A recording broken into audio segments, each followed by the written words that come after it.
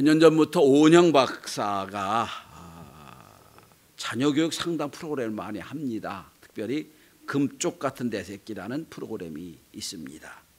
가끔 봅니다. 보며 가슴이 서늘해질 때가 가끔 있습니다.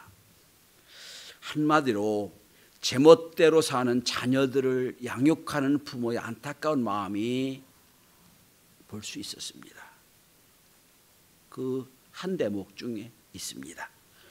어느 날인가 초등학교 5학년 남자아이를 둔 부모가 오 박사를 찾아와 상담을 합니다. 근데 저를 비롯한 많은 사람들이 그 장면을 보면서 다 경악을 했을 것 같습니다. 아이가 게임 중독에 걸려 있습니다. 그런데 게임 이외에는 다 무기력하게 행동을 합니다. 먹는 것도 쉬는 것도 자는 것도 다 게임할 때만 눈이 반짝반짝하고 나머지는 다 무기력한 영혼이 없는 자같이 보입니다.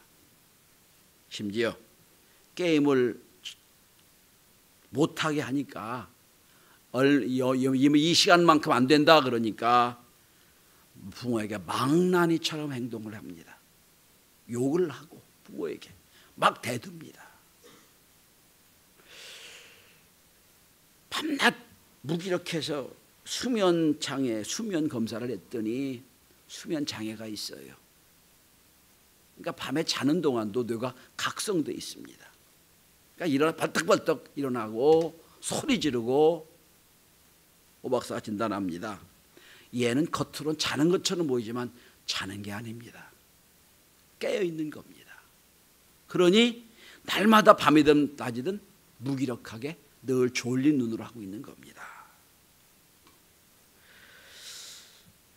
저는 그걸 보면 이런 생각을 했습니다. 겉으로는 부모 자식 간의 자녀의 교육을 위한 상담이었지만 속으로 들어가 보면 전혀 말이 통하지 않고 감정적 교류도 없는 완전히 다른 세대에 사는 아이라 생각이 들었습니다. 오늘 본문은 사사기의 흐름을 읽을 수 있는 가장 중요한 대목 중에 하나입니다. 오늘 본문에 보시면 아주 주의해야 될 단어가 하나 나옵니다. 여러분 제가 2번 읽었죠. 10절을 주목해 보시면 이후에 일어난 다른 세대는 하고 나옵니다. 영어로 보면 another generation이 아니에요. different generation입니다. 여러분 우리가 계속해서 영적인 거나 어떤 쭉 흐름을 이어지면 현 세대, 다음 세대거든요. another입니다. another generation인데 이건 different예요. 전혀 다른 그런 시대에 따른 겁니다. 우리는 살아오며 세대 간의 갈등을 많이 경험합니다. 심지어 성경에 야곱과 에서도 세대 차이 난다고 할 정도니까 이해가 됩니다만 그런데 이건 세대 간의 차이가 아니에요. 전혀 다른 세대가 됐다는 거예요. 한 세대 30년을 잡습니다. 30년 완전히 다른 세대가 왔다는 겁니다. 이것이 사사기 결론이에요.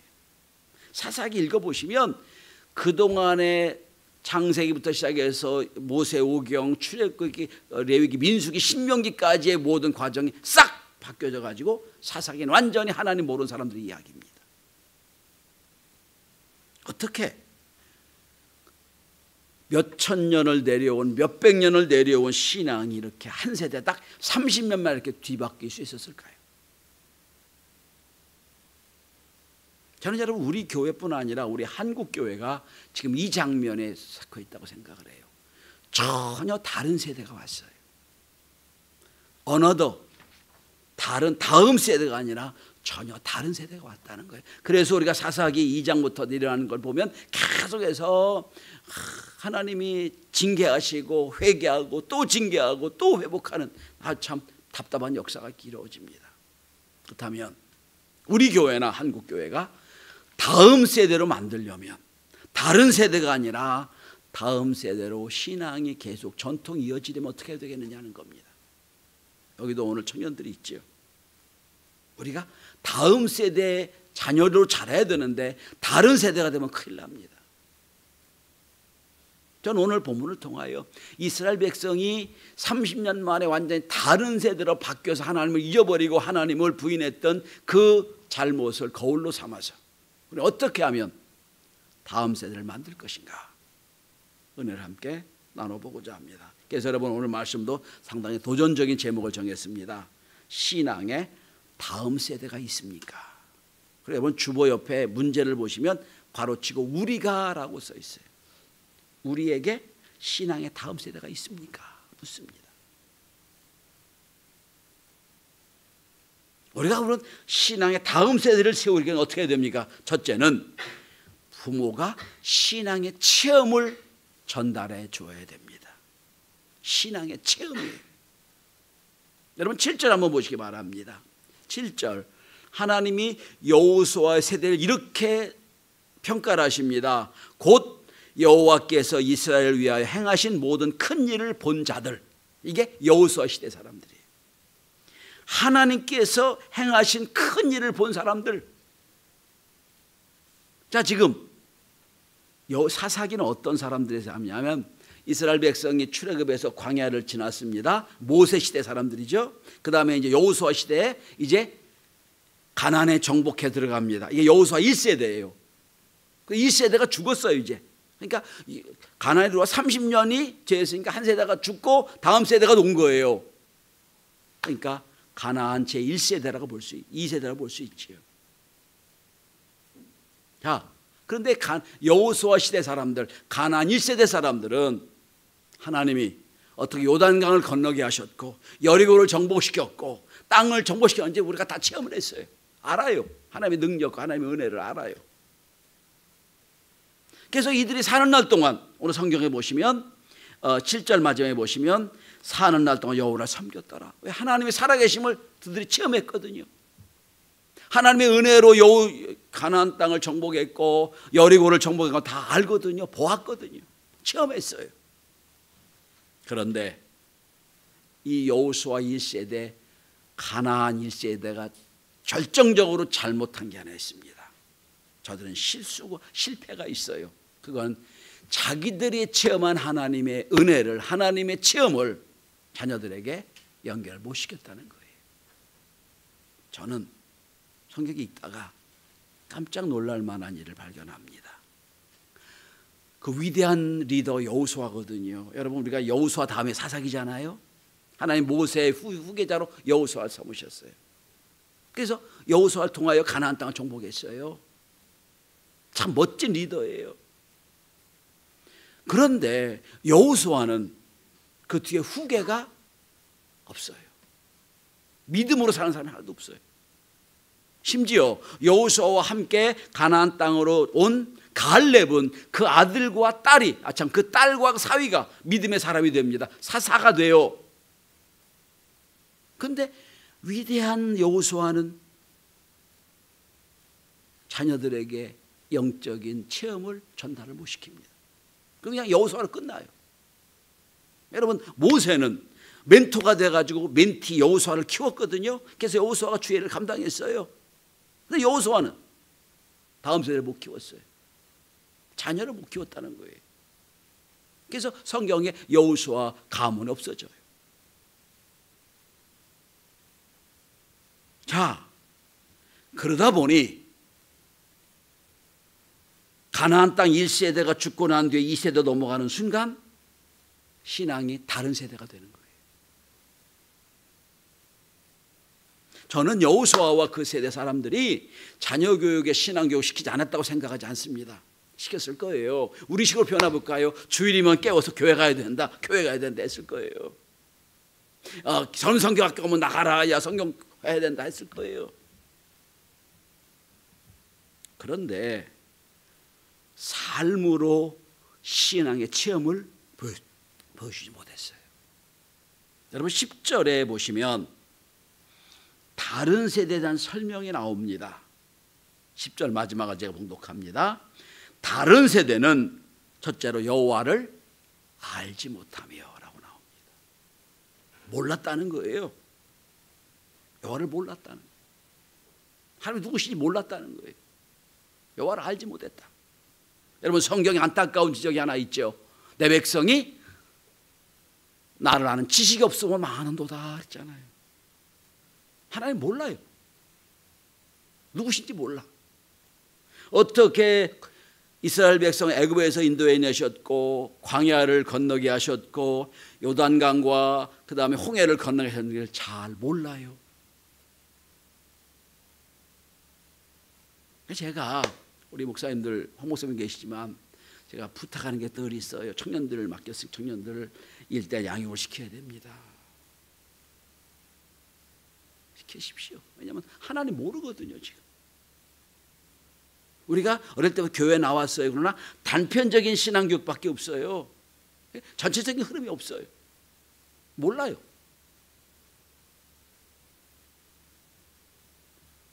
그러니까 모르기 때문에 하나님 믿을 수가 없어요. 모르니까 못 믿죠. 누군지 알아야 어떻게 믿을 거 아니에요. 두 번째로 더 보십시오. 여호와께서 행하신 일도 알지 못했어요. 하나님 어떻게 우리 인도하시는가를 몰라요. 하나님 누구신지 모르니까. 어떻게 우리가 애굽에 살던 사람들이 여기 가나안까지 온 거를 절 몰라요. 지금 그냥 있는 거로 아는 거예요. 다른 세대는 하나님 대신해서 우상을 섬기기 시작합니다. 사사기를 보시면.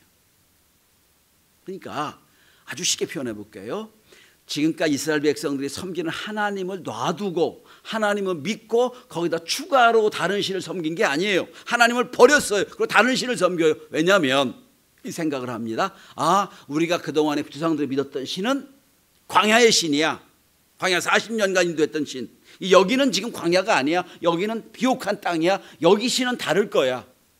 그래서 그 가나안 땅에 믿었던 족속이 믿었던 신들을 섬겨요. 그것이 바알신이에요.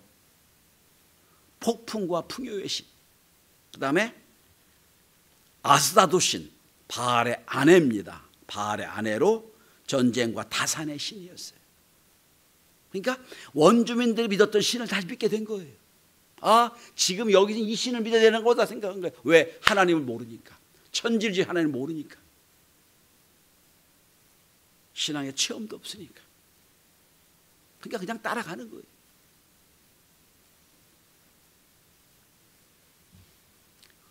저는 지난주에 이런 말씀드린 적이 있어요. 행복한 사람이 누구냐? 하나님과 더불어 스토리가 많은 사람이라고 말씀을 드렸어요. 내가 신앙, 믿음 생활하면서 이런 때 하나님 이렇게 하셨고 이런 때 하나님 은혜를 베풀어 주셨고 이 스토리가 많은 사람. 이제는 그 스토리를 자녀들과 함께 나눠야 됩니다. 우리가 어려웠을 때 이렇게 응답해 주셨고 이런 역사가 있었다. 자녀들 그 부모의 경험을 통해서 신앙을 배워야 돼. 근데 그게 없어요. 그러니까 무조건 교회 나오라고 하니까 왜 나오는지 모르고 나오는 거예요. 그 스토리가 없어요. 여러분 아시는 대로 저희 아들 조은희 집사가 사실은 이게 눈이 실명할 정도의 문제였거든요. 군대 가기 전에. 우리가 열심히 기도해서 병원 갔더니 여러분 이 정도면 눈이 안 보여야 되는데 다 보인다는 거예요. 기적이라고 그러잖아요. 늘 제가 얘기합니다. 너 지금 사는 거 기적이야. 너 눈에 보이는 거 기적이야. 우리가 너 지금 저기서 진단 받은 거 알거든요. 병원 가서. 그것 때문에 걔가 공격으로 빠진 거거든요. 현장 가야 되는데. 증거가 있으니까. 병원에. 서울대병원 그다음에 세브란스 병원에서 증거를 가지고 왔으니까. 여러분. 그러니까 부인을 못하는 거예요. 그게 뭘까요? 여러분 다시 17절 보시면 여호와께서 이스라엘 위에 행하신 일을 알지 못하였도다. 여러분 부모들에게 부탁을 드립니다. 여러분만 혼자 하나님의 받은 은혜를 가지고 있지 마십시오. 시간이 되는 대로 나눠야 됩니다. 그럴 때 다음 세대가 되지 그게 없으면 다른 세대가 됩니다. 두 번째, 다음 세대 만들려면 세상의 유혹을 이기도록 해야 됩니다. 2000년대 초반 일입니다. 당시 부동의 세계 1위 스포츠용품 업체가 나이키였습니다. 급격하게 매출이 떨어지는 현상을 발견하게 됩니다. 2006년 7년쯤 되는 이야기입니다. 즉시 경영혁신에 들어갑니다. 그리고 선언을 합니다. 우리의 적은 소니, 닌텐도, 애플 등 게임 회사다. 선언을 합니다. 당시 월드컵, 올림픽, PGA 등 세계 유수의 스포츠 행사가 막 날로 늘어나고 있는 스포츠 화랑 시대거든요. 근데 우리 상식으로 볼 때는 아니 나이키 스포츠용품 운동화 만들어내는 스포츠용품 회사의 적은 영원한 나이키 경쟁자인 리복, 푸마, 아디다스 같은 스포츠용품일 것 같거든요. 그게 우리 저 생각이거든요. 우리가 그 용품하고 다르게 우리가 잘하자 해야 되는데 아니에요. 전혀 다른 게임 회사를 적으로 삼았습니다. 이유가 있어요. 답은 명쾌합니다. 나이키의 주 타켓이 청소년들이거든요. 청소년들이 나이키 옛날에 그 운동화 못 신으면 바보 취급당했던 그 시대거든요. 근데 아이들이 닌텐도 게임에 집중하고 소니 게임에 집중하고 운동화 신을 시간이 없으면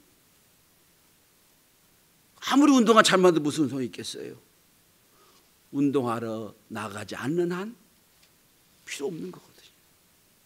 그러니까 이들은 생각합니다. 결국 나이키의 경쟁자는 누구냐? 다른 스포츠용품 회사가 아니라 게임 회사였다는 거예요. 전 여기서 하나 도전을 발견합니다. 여러분 신앙의 가장 큰 적이 어딘 줄 아세요? 사탄 마귀가 아니에요. 그건 눈에 보이는 거고요. 사실은 오늘 본문에 그 답이 나옵니다. 평안한 거예요. 문제가 없는 거예요. 성공하는 거예요. 풍요로운 거예요. 이게 적이에요. 사회학자 주장합니다. GNP에 2만 달러가 넘으면 신앙이 급격하게 악화된다. 우리는 4만 더 넘었어요. 한국은 지금. 급격하게. 그러니까 평안한 사람을 만족하게 되면 신앙은 필요 없는 거예요. 그 이야기가 오늘 본문에 나오면 여러분 6절 한번 보십시오.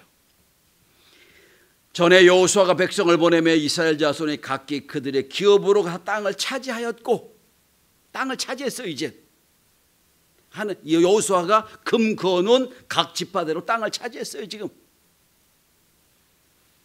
그러니까 여러분 이스라엘 백성들이 40년 동안 광야 생활하면서 그저 늘 그리웠던 게 뭐예요? 늘 고대했던 게 내 땅, 내 집이었거든요. 내 땅, 내 집을 찾았어요. 이제.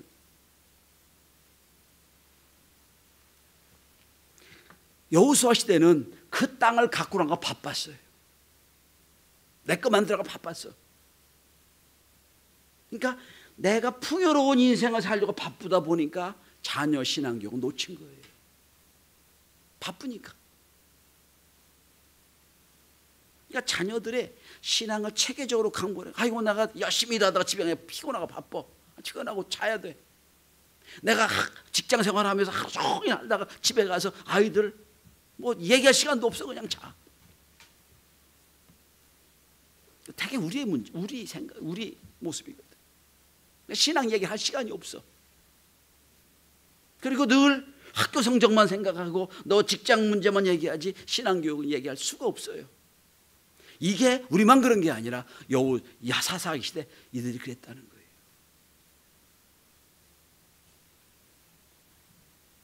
그들이 기업으로 가 땅을 차지하였고 여기 다 더 있어요.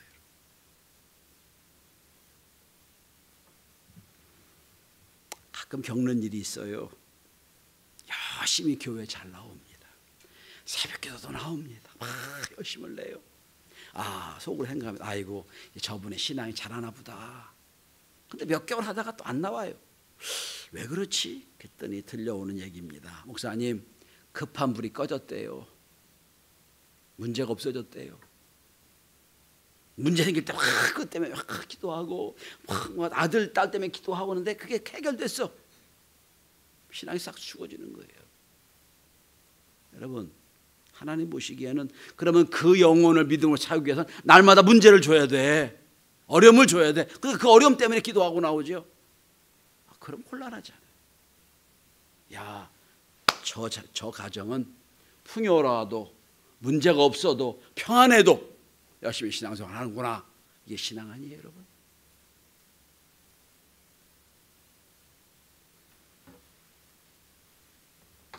지난주도 이분 얘기를 했습니다만 토크쇼의 여왕 오프라 윈프리가 그런 말을 했습니다. 세상에서 부모가 되는 일보다 더 중요하고 가치 있는 직업은 없다 그랬어요. 부모를 직업이라고 선언합니다.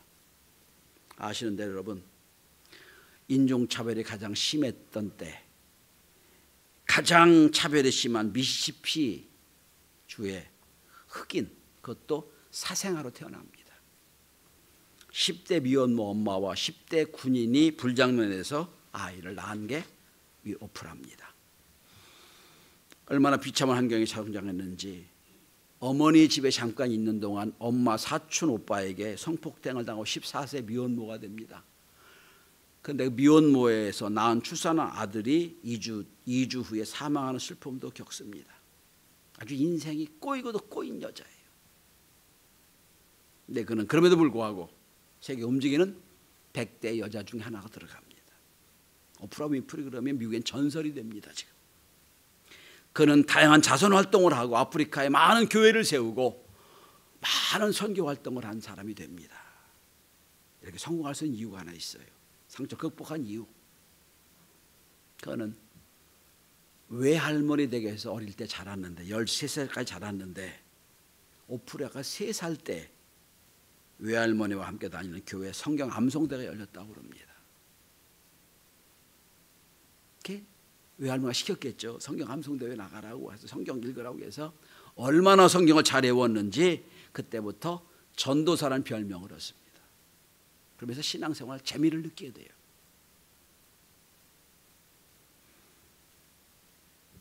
열네 살부터는 친아버지 집에 가서 자라게 되는데 물론 다른 여자와 이미 결혼한 그 아버지고 또 이미 다른 자녀들도 있지만 그 아버지도 시의원까지 여기만 사람인데 엄격한 요구를 합니다. 너 우리 집에 있으려면 공부 안 하면 안 돼. 오프라를 말합니다.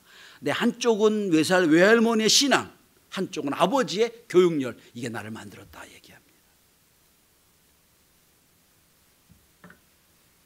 여러분, 힘들고 어려울 때 신앙을 이어내는 것도 좋은 신앙입니다. 더 좋은 신앙은 평안하고 풍요로워도 내 신앙생활 잘하는 것, 진짜 신앙생활하는 거예요.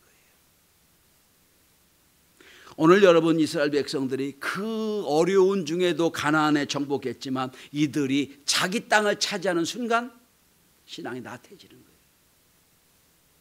우리는 바빠도 또 풍요로운 인생이 우리 인생의 전부가 되면 안 됩니다. 그렇지 않으면 우리 세대도 다음 세대가 됩니다. 자, 이 본문을 가지고 꽤 오래전 얘기입니다. 미국에 가서 설교를 한 적이 한 번 있어요. 제가 미국에서 공부를 하는 중에 교회에 초청받아서 이 설교를 갖고 했더니요, 한 80명쯤 모이는 교회였는데 울음바다가 됐었어요. 목사님, 우리 얘기입니다. 우리 얘기입니다. 1세대 와서 이민이 와가지고 아주 뭐 시간 막 열심히 일하고 해서 나름대로 부를 가져왔는데 돌아보니 우리 아이들 자녀들이 다 다른 세대가 됐어요. 우리 얘기입니다 하면서 눈물 반 웃음 반으로 함께 식사했던 경험이 하나 있어요. 근데 그 모습이 우리 모습 같아요. 이제는 우리 모습.